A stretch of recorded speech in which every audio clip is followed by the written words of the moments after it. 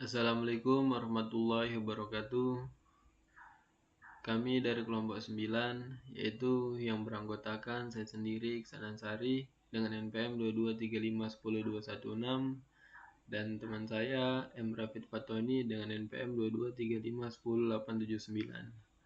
Baiklah, di sini saya akan membahas tentang random forest, yaitu apa sih itu random forest? Random forest adalah algoritma machine learning yang umum digunakan dengan milik Leo Berman dan Adelaide Cutler yang menggabungkan hasil dari beberapa decision trees untuk mencapai satu hasil. Algoritma ini banyak diadopsi karena mudah digunakan dan fleksibel dan mampu menangani masalah klasifikasi dan regression.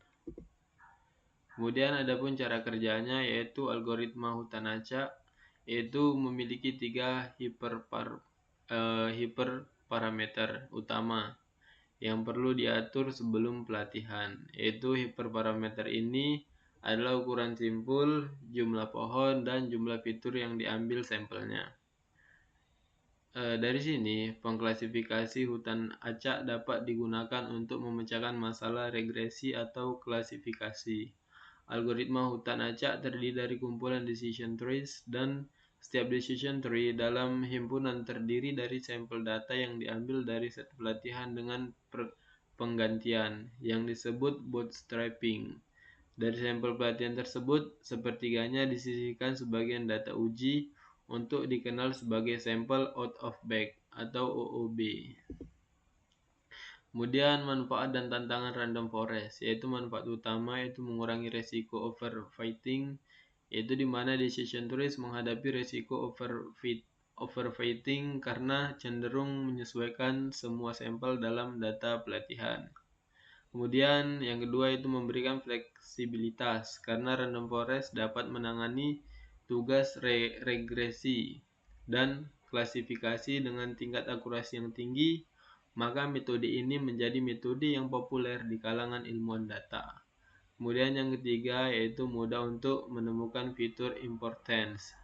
Random forest memudahkan evaluasi tingkat kepentingan atau kontribusi variabel pada model.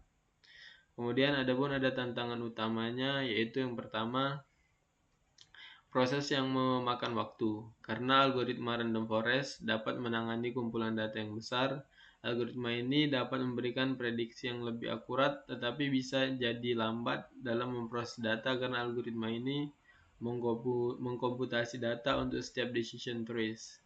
Yang kedua yaitu membutuhkan lebih banyak sumber daya, karena random forest memproses kumpulan data yang lebih besar, itu akan membutuhkan lebih banyak sumber daya untuk menyimpan data tersebut. Kemudian yang ketiga yaitu lebih kompleks, yaitu prediksi decision trees tunggal lebih mudah ditafsirkan jika dibandingkan dengan hutan decision trees. Kemudian ada penerapan random forest. Algoritma random forest telah diterapkan di sejumlah industri sehingga memungkinkannya membuat keputusan bisnis yang lebih baik. Beberapa contoh penggunaannya yaitu yang pertama pada keuangan. Algoritma ini yang lebih disukai daripada algoritma yang lain karena mengurangi waktu yang dihabiskan untuk manajemen data dan tugas-tugas pra pemrosesan. Algoritma ini dapat digunakan untuk mengevaluasi pelanggan dengan risiko kredit tinggi untuk mendeteksi penipuan. Kemudian yang kedua yaitu layanan kesehatan. Algoritma random forest memiliki aplikasi dalam biologi komputasional yang memungkinkan dokter untuk mengatasi masalah seperti klasifikasi eksperimen gen, penemuan biomarker, dan anotasi sequence. Hasilnya, dokter dapat membuat perkiraan seputar respon obat terhadap pengobatan tertentu. Kemudian yang ketiga yaitu e-commerce, yaitu dapat digunakan sebagai mesin rekomendasi untuk tujuan penjualan silang. Kemudian studi kasus random forest, yaitu di sini ada studi kasus yaitu prediksi kelulusan mahasiswa menggunakan random forest. Yaitu universitas ingin memprediksi apakah seorang mahasiswa akan lulus tepat waktu berdasarkan berbagai faktor akademik dan non-akademik. Dengan prediksi ini, universitas dapat mengidentifikasi mahasiswa yang membutuhkan perhatian atau dukungan tambahan seperti konseling akademik, pelatihan keterampilan, atau beasiswa. Tujuannya itu menggunakan model random forest untuk memprediksi kemungkinan mahasiswa lulus tepat waktu, yaitu random forest dipilih karena satu, akurat untuk data dengan banyak fitur. Yang kedua, tahan terhadap overfitting karena penggabungan prediksi dari banyak pohon keputusan. Kemudian di sini ada fitur dan penjelasannya, yaitu di sini ada GPA, yaitu nilai rata-rata semester mahasiswa, rentangnya dari 0,0 sampai 4,0.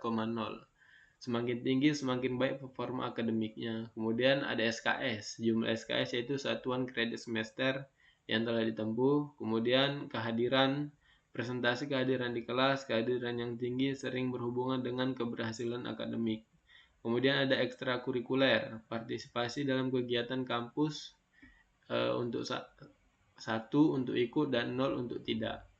Ini mencerminkan keseimbangan aktivitas akademik dan non-akademik. Kemudian beasiswa. Satuan beasiswa yaitu 1 untuk memiliki dan 0 untuk tidak. Biasanya penerima beasiswa lebih termotivasi untuk lulus tepat waktu. Kemudian semester, jumlah semester yang telah ditempuh. Kemudian ada lulus, yaitu label target 1 untuk lulus tepat waktu dan 0 untuk tidak. Adapun datanya di sini yaitu untuk GPA.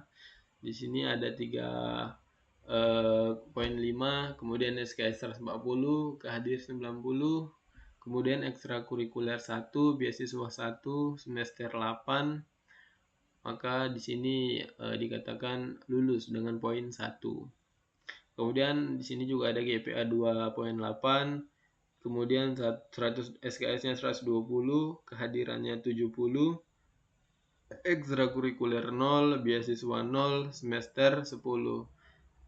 Di sini dapat hasilnya yaitu tidak lulus 0. Kemudian GPA 3,0 dengan SKS 130, kehadiran 85, ekstrakurikuler 1, beasiswa 0, semester 9, dan lulusnya dengan poin 1 yang berarti lulus. Kemudian ada GPA 2,5, SKS 100, kehadiran 60, ekstrakurikuler 0, beasiswa 0, semester 10, dan hasil keterangan lulusnya 0, berarti tidak lulus. Kemudian ada GPA 3,7, kemudian SKS-nya 150, kehadirannya 95, ekstrakurikuler 1, beasiswa 1, semester 8, dan di sini keterangannya lulus dengan nilai 1. Di sini dapat dilihat bahwa ekstrakurikuler dan beasiswa itu sangat berpengaruh pada hasil lulus dan tidak lulusnya. Oke. Kemudian di sini ada penjelasan bagian codingan random forest. Di mana di sini saya sudah membuat sebuah codingan, yaitu di mana di sini ada contoh datanya. Itu di sini ada GPA, ada SKS, ada kehadiran, ekstrakurikuler, beasiswa, semester, kemudian ada lulus. Kemudian di sini juga ada bagian membagi data menjadi fitur dan tabel. Dalam codingan ini memproses untuk membagi data menjadi fitur dan label. Untuk prosesnya seperti ini. Kemudian untuk fungsi untuk menghitung entropi juga prosesnya seperti ini pada codingan. Kemudian di sini juga ada fungsi untuk membagi data berdasarkan nilai fitur. Kemudian ada fungsi untuk mencari split terbaik. Selanjutnya di sini juga ada fungsi untuk membuat pohon keputusan seperti ini. Kemudian ada fungsi untuk prediksi dengan pohon. Kemudian ada membuat random forest. Di sini ada contohnya. Kemudian fungsi prediksi dengan random forest. Kemudian di sini ada juga prediksi contoh. Nah, di sini untuk sampelnya GPA-nya 3.2, kemudian SKS 135, kehadiran 80, ekstrakurikuler 1, beasiswa 1, semester 8. Maka bila kita jalankan codingan ini, maka dia akan memprediksi lulus. Karena apa? Karena ekstrakurikuler dan beasiswa ini cukup berpengaruh. Bila kita ubah di sini jadi 2.8, kemudian SKS-nya 120, 130, kehadirannya cuma 70, ekstrakurikulernya 0, dan beasiswanya 0, semester 8 kalau kita jalankan, maka di sini keterangan prediksinya tidak lulus. Untuk ekstrakurikuler dan beasiswa ini sangat berpengaruh. Mungkin sekian penjelasan tentang Random Forest yang bisa saya sampaikan. Bila terdapat kekurangan atau kesalahan, saya mohon maaf. Saya akhiri. Assalamualaikum warahmatullahi wabarakatuh.